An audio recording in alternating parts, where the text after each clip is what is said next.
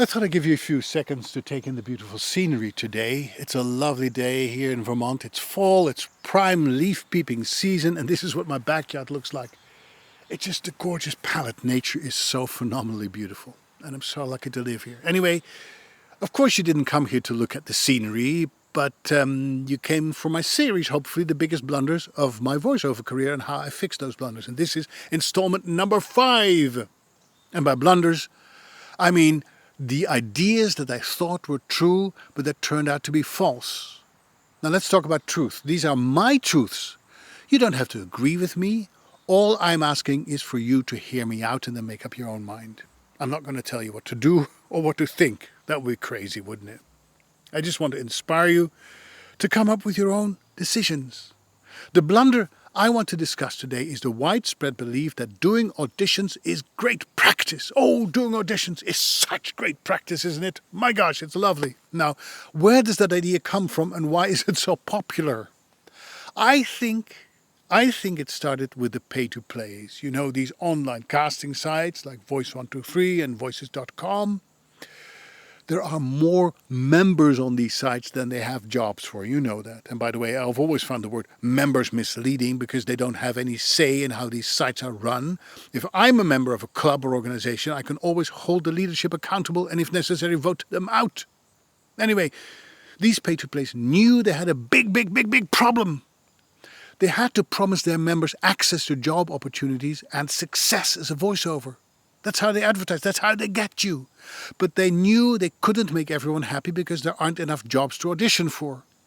But auditioning on these pay-to-plays is a bit like buying a lottery ticket. You hope you'll win, but the chances are next to none. When even the most accomplished voice actors in the business cannot book on a pay-to-play, you know it has nothing to do with talent. It's the system that is rigged. But as long as people pay the annual fee and stay a member, there's no reason to change the system. By the way, have you noticed that some of these bigger pay-to-plays are now embracing AI-generated voices and are offering projects that will make human voices obsolete, often at ridiculously low rates? What do you think that means for your future and mine? You're paying for that, you know. By your annual fee, you pay the pay-to-plays to put you out of business.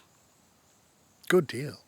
Anyway, pay-to-plays know that only one person out of the many that audition for a project can book the job. So they have to say something to all of those that didn't make the cut. And that thing is, even if you didn't book the job, it was still good practice. Yay! I have to admit, it sounds plausible, but not everything that's plausible is actually true. Let's talk about auditions for a moment, right? Auditions are a way for you to impress the client by showing how much you have learned. It's not a way to show the client how much you still have to learn. During auditions, you bring your best, not your, I know I could have done better, but I'm new at this, I'm using your job opportunity and waste your time to gain experience. I'm a huge fan of downhill skiing. Before each official race, there are qualifying rounds to see who can live up to the official standards and make the cut. If you don't bring your A game, you're out. There's no room for experimentation or, dare I say, learning how to ski. During those qualifiers, you prove that you're a contender, a pro instead of a dilettante with a pipe dream. I'm married to a professional musician. My wife teaches flute and piano to anyone with a solid internet connection, no matter where they are. She's played in many ad hoc ensembles filled with freelancers. Symphony orchestras, bands, you name it. No matter what the gig may be, there always are one or two people who rush in unprepared, frantically trying to learn the score during the rehearsal. It is frowned upon and totally unprofessional, hence the saying, you practice for rehearsal, not during rehearsal. I think you get the idea. Yet, there's still people who say, come on, Paul, don't be so harsh. It's only an audition. There will be many others. Every audition is a once-in-a-lifetime chance to make your mark or to embarrass yourself. You choose. You know what they say about first impressions and second chances, don't you? And by the way, what did you actually learn from that failed audition? Did you get some quality feedback from the client? Do you have any idea why you weren't selected and how you can up your game? Did the pay-to-play people you pay so much money to give you any tips?